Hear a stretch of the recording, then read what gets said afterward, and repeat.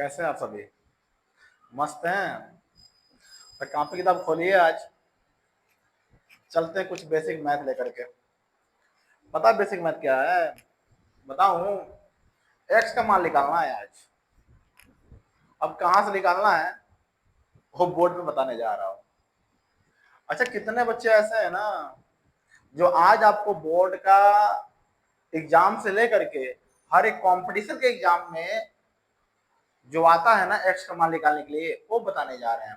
तो कंपटीशन वाले बच्चे भी देखें और क्लास 6वीं से ऊपर जो बच्चा पढ़ता है बीज गणित, अलजेब्रिक मैथमेटिक्स पढ़ते हो कि नहीं? एबीसीडी वाला सवालिया एक्स वाई जेड वाला हम माथा पका देता है ना। ओकरे खानदान में ए प्लस बी प्लस ए प्लस बी के होल स्क्वायर वाला है। तो आइए ना उसी के बारे में जानते हैं अच्छी तरह से कि एक्स का मान निकालना हम जाने। अच्छा, एक्स के मान निकालने का सिंपली बता रहा हूँ और ऐसा सिंपल बता रहा हूँ ना कि कंपटीशन से लेकर के हर एक क्लासों में आना ही आना है। तो ध्यान दो, सबसे पहले हम एक्स का मान कैसे निकालेंगे। तो पहले हम ना साइन दे रहे हो यहाँ पर। पहले हम सीखेंगे प्लस वाला, फिर सीखेंगे माइनस वाला, फिर मल्टीप्लाई और फिर पढ़ेंगे डिवाइड। तो क्या है? एडिशन, सब्ट्रैक्शन, मल्टीप्लाई और क्या? डिवाइड। ठीक है ना? इतने के बारे में पहले जाने हम सभी। ठीक है? अब क्या है ना, अब इसके अकॉर्डिंग ये 4 सवाल अब सीख गए ना बाबू, सही कह रहे हैं। बढ़िया से बढ़िया सवाल हल कर लोगे।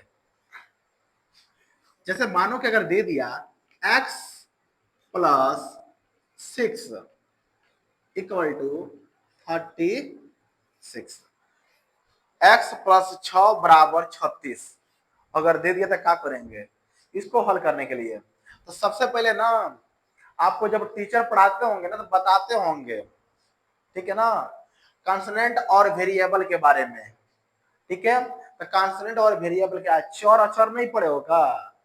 पढ़ाया गया होगा ना। चर राशि, अचर राशि ये तो बताते ही है टीचर्स। ठीक है ना? उसी को तो इंग्लिश मीडियम वाले क्या बोलते हैं बाबू? Variable consonant. तो आइए ना समझते हैं आज। तो जो पहले खानदान देख लो कौन कौन एक खानदान के मिलत जुलत है। तो ये देखो 36 और 6 ये मतलब अंक वाला है। अंक वाला सवाल समझते हो? एक से लेके अनंत यानी 100 तक के बीच में जो आए ना उसको अर्थमेटिक्स बोलते हैं। और वो करे के हिंदी मीडियम वाला अंक गणित बोलता है लोग। समझ गए?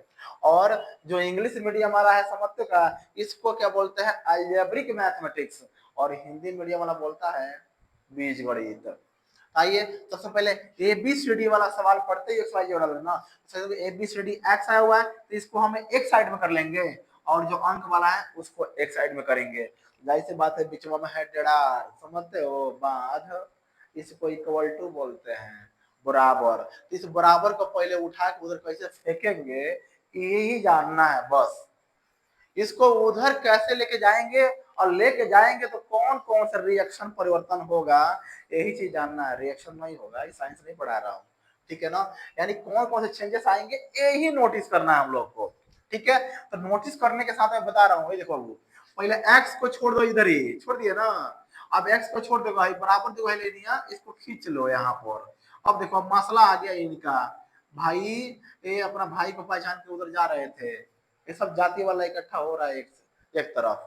तो देखो भाई कह रहे कि भाई हम ऑलरेडी यही पे है, हम यही पर रहेंगे, यहाँ से हिलेंगे नहीं, सब मतलब हिलाना नहीं होगा, छोड़ दो वहीं पे। ठीक है? ये यहीं पर रह गया, बेचारा बच गया। ये देखो ये अपने जगह पर था, जगह पे चुपचाप रह गया। अब बेचारा ये बच गया। ये देखो प्लस और 6 ये कहाँ जाएंगे? तो जाहिर सी बात है जब कोई जगह नहीं मिलेगा तो कहाँ जाएगा? पीछे जाएगा। तो पीछे भेजेंगे। जब पीछे जाएगा ना, ये देखो ये प्लस वाला है, जब पीछे जाएगा तो जाहिर सी बात है यहीं पर तो आपको याद करना है। ठीक है ना? जब बराबर के इधर प्लस में होगा तो ए चला जाएगा माइनस, और ऐसे भी पीछे वाले माइनस से होते हैं। सही बात है ना? तो जाहिर सी बात है जो भी बच्चा देखते हो बड़े का बड़ा कमजोर का बच्चा पीछे में बैठेगा, मोस्टली ऐसे होता है ना, वो माइनस में होते हैं सब। ठीक है? तो क्या होता है अब देखो, अब आराम से एक्स और देखो 36 में से 6 घटाओगे तो ये बच जाएगा 30। ले बाबू तो एक्स का मान मिल गया। कौन दिक्कत है क्या? बोलो। अब मैं यहाँ पे ना एक इशारा दे दे रहा हूँ, इशारा समझते हो? ये देखो ना, जब एक बराबर ये बराबर लगा दे रहा हूँ, ये भी यहाँ बराबर लगा दिया मैंने, यहाँ भी यहाँ बराबर लगा दिया, यहाँ भी बराबर लगा दिया। ध्यान दे, जब इधर प्लस होगा और उधर जाएगा तो ये माइनस हो जाएगा। ये ध्यान रखना, क्या हो जाएगा, माइनस हो जाएगा। जब इधर माइनस होगा सीधे उधर जाएगा तो ये प्लस हो जाएगा। ये सब मतलब रूल अपोजिट हो जाता है, यानी उल्टा हो जाता है।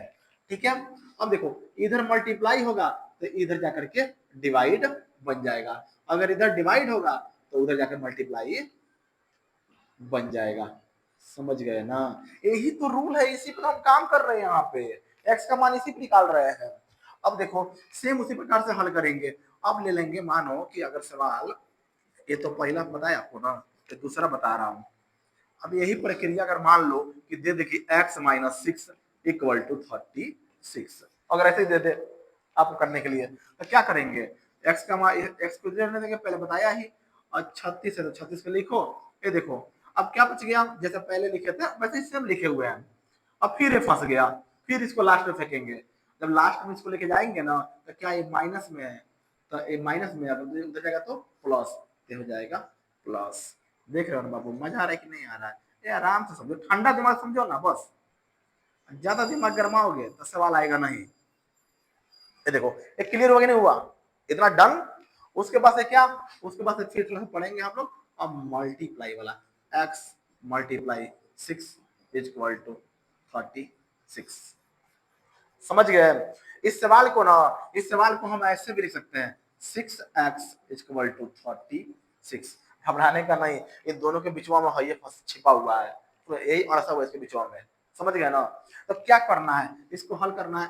देखो बाबू जैसे बात है, और में से या ऐसे लिख सकते हैं। लो समझो कि सर जी हल किया है, या लिख दे रहा हूँ 6x इक्वल टू 36। ठीक है, तो x को इधर छोड़ देंगे, 36 को ऐसे लिख देंगे, जैसा शुरू से लिखते हुए वैसे लिखना है हमें। ठीक है, अब क्या करेंगे, अब इस 6 को ये मल्टीप्लाई में, ये मल्टीप्लाई इधर मल्टीप्लाई हुआ, उधर जाएगा तो डिवाइड, हो जाएगा डिवाइड के फॉर्म में, तो x। अब देखो 6 से जब 36 में भाग दोगे तो हो जाएगा 6। बात कौन दिक्कत है का, बताओ कौन प्रॉब्लम आ रहा है का, है कोई नहीं ना। सेम उसी प्रकार से अगर दे दिया x डिवाइड 6 इक्वल टू, देखो ये दे दे, तो क्या करेंगे इसके लिए, इसके लिए भी आराम से x को जैसे लिख रहे थे शुरू से वैसे ही लिखेंगे। फिर ये फंस गया, ये देखो जब इधर रहेगा डिवाइड, इधर रहेगा डिवाइड तो उधर क्या मल्टीप्लाई, तो मल्टीप्लाई ये हो जाएगा।